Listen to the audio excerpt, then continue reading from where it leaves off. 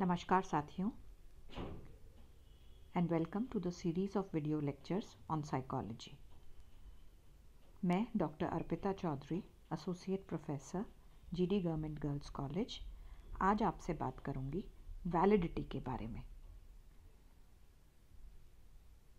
आपको अगर याद हो तो अपना जो पुराने वीडियोस में भी अपन ने टेस्टिंग और टेस्टिंग के जो डिफरेंट इम्पॉर्टेंट कैरेक्टरिस्टिक्स हैं उसकी अपन बात कर रहे हैं और उसमें रिलायबिलिटी के वीडियोस अपन बना चुके हैं।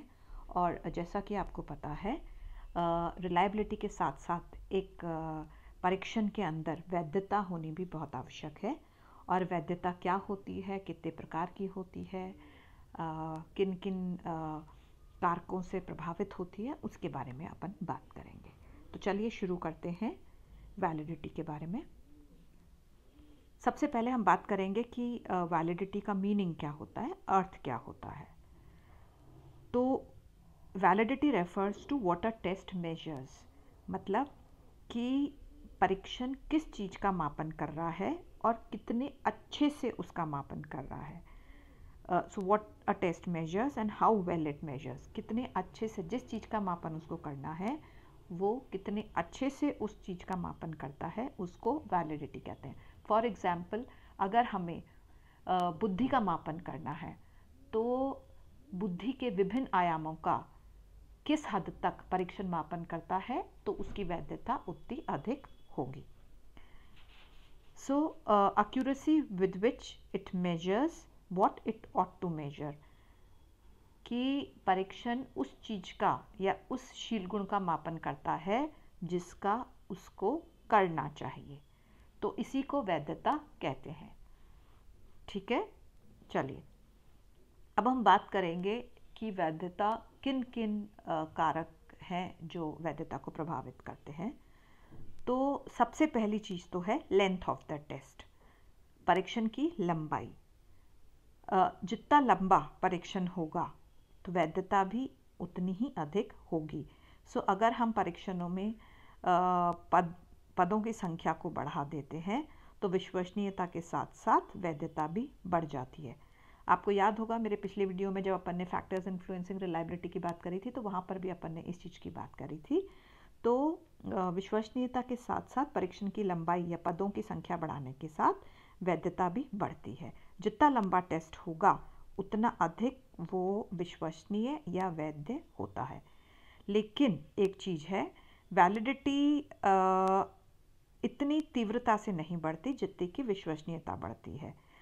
सो हम दोनों में थोड़ा अंतर होता है। विश्वसनीयता जैसे ही हम पदों की संख्या बढ़ाएंगे विश्वसनीयता काफ़ी तेज़ी से बढ़ती है, लेकिन वैधता उतनी तेज़ी से नहीं बढ़ पाती है। ठीक है, चलिए आगे बढ़ते हैं। इसके साथ साथ एक और जो कारक है वो है ambiguous directions. Ambiguous direction means अस्पष्ट निर्देश। अगर परीक्षणकर्ता जो है वो स्पष्ट निर्देश नहीं देता, मतलब जो टेस्टीज हैं, जो एग्जामिनीज हैं, उनको ये समझ में नहीं आता कि क्या करना है, तो भी वैधता कम हो सकती है। सो इसीलिए हम ये कहते हैं कि जो टेस्ट का जो प्रशासन होता है वो बहुत सिस्टमैटिक, व्यवस्थित और समान होना चाहिए। अगर हमारे जो निर्देश हैं वो एम्बिगुअस या अस्पष्ट हैं तो अलग अलग एग्जामिनीज उनको अलग अलग तरीके से उसकी व्याख्या करेंगे। तो इससे जो एग्जामिनीज हैं उनमें कन्फ्यूजन होगा और तुक्का मारने की प्रवृत्ति बढ़ेगी। तो ये जब भी कन्फ्यूजन होगा या तुक्का मारने की प्रवृत्ति बढ़ेगी तो वैलिडिटी जो टेस्ट की है वो कम हो जाती है।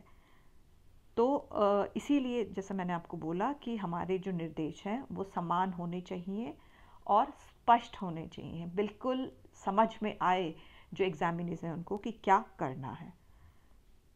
इसके साथ साथ ग्रुप वेरिएंस और sample heterogeneity. Group variance means समूह भिन्नता, या जो हमारा जो प्रतिदर्श है जिसके ऊपर हमने टेस्ट को किया उनके अंदर उनकी क्षमताओं में अगर ज़्यादा अंतर नहीं होगा या अगर हम ये कहें कि अगर उनके प्राप्तांक लिमिटेड रेंज में आते हैं तो उससे वैलिडिटी भी घट जाती है। तो अगर इसको आसान शब्दों में हम समझें तो ये कहना सही होगा कि जो एग्जामिनीज जिसके ऊपर टेस्ट किया जा रहा है उनकी क्षमताओं में अंतर होना चाहिए।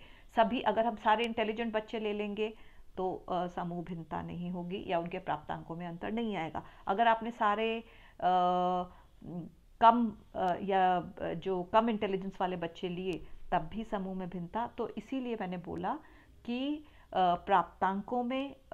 प्राप्तांकों की जो रेंज है उसमें अंतर होना चाहिए या जो एग्जामिनीज हैं उनकी क्षमताओं में अंतर होना चाहिए, तभी वैलिडिटी टेस्ट की अधिक होगी, अदरवाइज टेस्ट की वैलिडिटी घट जाती है। इसके साथ साथ सोशियो कल्चरल डिफरेंसेस, सामाजिक सांस्कृतिक भेद, जो हम परीक्षण बनाते हैं जनरली हम अपने जिन लोगों को टारगेट करके बना रहे हैं उनकी संस्कृति का, उनके शिक्षा के स्तर का, उनके सोशल कल्चरल बैकग्राउंड का ध्यान रख के बनाया जाता है। तो इसीलिए जनरली वो टेस्ट जिन लोगों के लिए बनाया गया है उसी संस्कृति उन्हीं लोगों पे ज़्यादा सटीक बैठता है। और जनरली हम ये कह सकते हैं कि because of the differences in socio economic status, हमारे जो सामाजिक आर्थिक जो अंतर होता है, हमारे जो लाइफ वैल्यूज़ हैं या जो सोशल नॉर्म्स हैं, सेक्स रेशियो है, इन सब का प्रभाव पड़ता है। और इसीलिए जो एक टेस्ट हमने एक संस्कृति, एक निश्चित टारगेट ग्रुप के लिए बनाया है, वो ज़रूरी नहीं कि दूसरे देश में या दूसरी संस्कृति में भी सटीक बैठे। तो ये भी एक इम्पॉर्टेंट फैक्टर है। और इसके साथ साथ नेचर ऑफ आइटम्स, जो पद हैं उनकी प्रकृति एक इम्पॉर्टेंट फैक्टर है जो वैलिडिटी को प्रभावित करती है। Tests with homogeneous items have high validity, मतलब देखिए जो जिस शील गुण का हम मापन कर रहे हैं उससे संबंधित होने चाहिए। होमोजेनस मीन समजातीयता होनी चाहिए। पदों में समानता का अर्थ यहाँ पे ये है कि वो उस शील गुण का मापन करने वाले हों। जैसे मैंने अभी एग्जाम्पल दिया, अगर हमें बुद्धि का मापन करना है तो वो बुद्धि का ही मापन करें, वो उनकी रुचियों का या उनकी अभिक्षमता का मापन करने वाले नहीं होने चाहिए। तो जितना अधिक जो पदों में समान जाति के होंगे, समान एरिया का मापन करेंगे, तो तभी उसमें वैलिडिटी होगी। क्योंकि जैसे मैंने आपसे बोला, वैलिडिटी क्या है? वैलिडिटी जिस चीज़ के लिए बनाया, जिस शील गुण के मापन के लिए हमने बनाया, उसका मापन कितने अच्छे से करता है। तो वो तभी अच्छे से करेगा जब पदों में समजातीयता होगी।